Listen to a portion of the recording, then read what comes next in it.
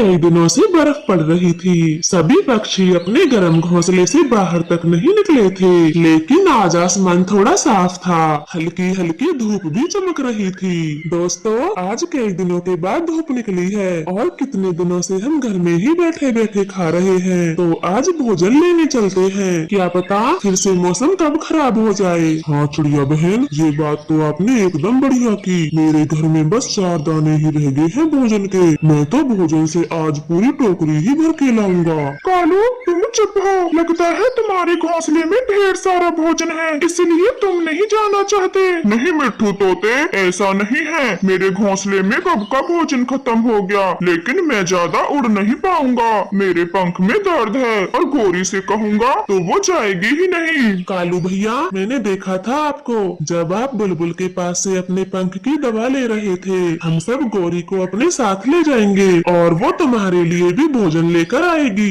फिर वो सब कालू कौवे के घर आते हैं। गोरी तो मस्त धूप में आंखों पर चश्मा लगाए लेटी हुई थी। गोरी, आज मौसम साफ है, धूप निकली है, तो हमारे पड़ोसी दोस्त दाना लेने जा रहे हैं। हाँ तो तुम जाओ, रोका किसने है। और मेरे लिए तो चीकू का फल ले आना, चीकू गर्म होते हैं। चीकू खाने से मुझे सर्दी भी नहीं लगेगी। गोरी, कालू के पंख में दर्द है, वो लंबी उड़ान नहीं भर पाएंगे, इसलिए कालू की बजाय आप हमारे साथ चलें। गोरी जी प्लीज, आज तुम भोजन लेने चली जाओ, वरना हम दोनों को भूखा रहना होगा। कालू बड़े प्यार से अपनी पत्नी गोरी को मना रहा था, मगर गोरी कभी तो अपनी जगह से हिलती भी नहीं और दाना न लाने का बहाना बनाती है। मुझे कहाँ आता है भोजन की खोज करना, मैं चली भी गई तो खाली पंख ही लौटूंगी। कालू, इससे अच्छा तो तुम ही चले जाओ। ये बोलकर गोरी कौवी फिर से चश्मा लगाती है। कालू कौवा ही उनके साथ चला जाता है।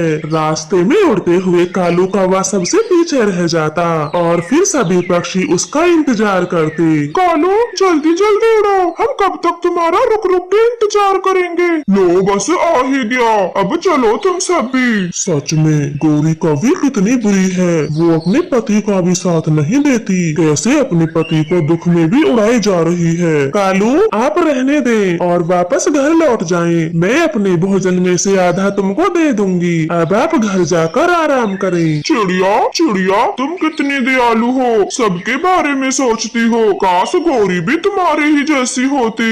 ये बोलकर कालू कौवा वापस लौट जाता है और वो सब आगे की तरफ चले जाते हैं। कालू, इतनी जल्दी आगे? नहीं, मुझसे उड़ा नहीं गया तो मैं वापस लौट आया। गोरी, तुम आसपास में कोई फल ढूंढ लो, वरना शाम को क्या खाओगी। मुझे नहीं पता, कई दिनों के बाद तो आज धूप निकली है, मैं बस सोना चाहती हूँ, डिस्टर्ब ना करे मुझे। गोरी बहुत कामचोर थी, वो मेहनत नहीं करना चाहती थी, वो तो बस पूरा दिन धूप में लेटी रहती है। हाँ हाँ, सो जाओ सो जाओ, जब भूखी मरोगी तो मैं भी देखूंगा कहाँ से पेट भरोगी। मैं तो पहले ही चिड़िया के घर जाकर अपना पेट भर लूंगा। शाम हो जाती है, चिड़िया कबूतर मिट्ठू तोता दाना लेकर अपने घरों को आ जाते हैं। कालू कौवा भागा भागा चिड़िया के पास जाता है। लाओ लाओ चिड़िया बहन, मुझे खाने को भोजन दो, क्या मिला है तुम्हें। कालू, मैं बस ये फल लेकर आपके पास आने ही वाली थी।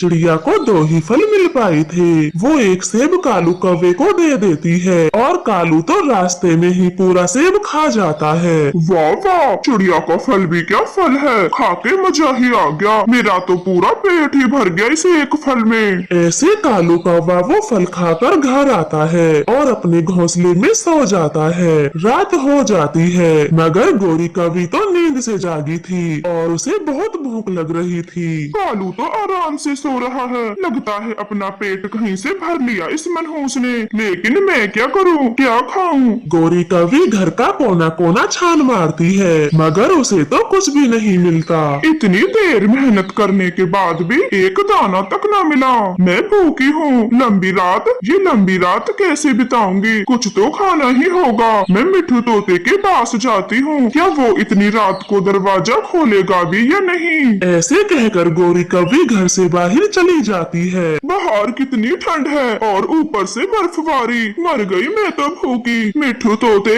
घर का दरवाजा खोल, जल्दी खोल, मैं गौरी हूँ। पति जी, इतनी रात को गौरी कौवी हमारे घर क्यों आई होगी। हरियाली भूख, अब भूख से मर रही होगी। सुबह तो हमारे साथ गई नहीं, पूरा दिन मुझे से सोई है चश्मा लगा के। मिठू जी, तो आप जाकर कह दे हमारे पास खाने को कुछ भी नहीं है। फिर मिठू तोता दरवाजा खोलता है और गौरी कौवी से कहता है, मिठू तोते कुछ खाने को दे दे, हमारे घर में भोजन खत्म हो गया है। गौरी, हमारे घर में भी भोजन नहीं है, जो मैं लाया था हम दोनों ने खा लिया। फिर गौरी कौवी वहाँ से उड़ती है और कबूतर के घर जाती है। लूसी, लूसी, जल्दी दरवाजा खोलो, बाहर बहुत ठंड पड़ रही है। गौरी कौवी, तुम यहाँ क्या काम है हमसे, जो आधी रात को हमें नींद से जगाया। कबूतर मेरे भाई, मैं भूखी हूँ, क्या तुम्हारे पास कुछ खाने को मिलेगा। हाँ गौरी, दाना तो है मेरे पास, अगर वो तुम्हें दे दिया तो हम सुबह को क्या खाएंगे, क्या पता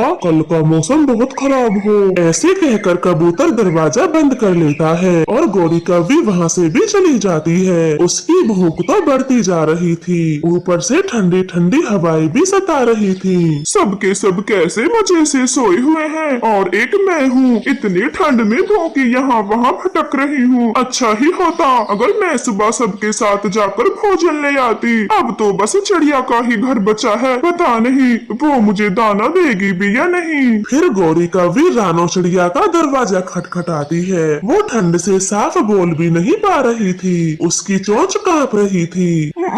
चिड़िया, चिड़िया बहन, मुझे कुछ खाने को दे दे, मैं भूखी यहाँ वहाँ घूम रही हूँ। गौरी, पहले आप घर के अंदर आए, आप कितना कांप रही है। ये बोलते हुए चिड़िया गौरी कौवी को गर्म कंबल में बिठाती है। गौरी, भोजन तो मेरे पास भी नहीं है, लेकिन मेरे पास कुछ सूखी लकड़ियाँ हैं, जिससे मैं आपके लिए गरम गरम सूप बना सकती हूँ। चिड़िया, चिड़िया, जल्दी करो, जल्दी बना दो वो सूप ही बना दो मुझे। फिर चिड़िया अपनी रसोई में जाती है, वो लकड़ियों में आग लगाती है और गौरी कौवी के लिए सूप बनाती है। गौरी तो गरम गरम सूप को ही पी जाती है। चिड़िया, चिड़िया, ये क्या था, मेरा तो पेट ही भर गया और अब ठंड भी कम लग रही है। गौरी, जब मेरे पास फल और सब्जी, गाजर, मूली, गोभी जमा हो जाते थे तो मैं उन्हें सुखा के उनका चूरन बना के रख लेती थी, और अब जब खाने को कुछ नहीं होता तो ऐसे ही गर्म पानी में उबाल कर पीती हूँ। वाह चिड़िया, तुम कितनी मेहनती हो, तुम्हारे पास ये था तब भी आज भोजन लेने गई। और एक मैं हूँ, आराम से जीना चाहती हूँ बस, लेकिन अब मैं भी ऐसा ही क्या करूँगी, हर रोज भोजन की खोज को जाया करूँगी। आज तो मैं मरते मरते बची हूँ।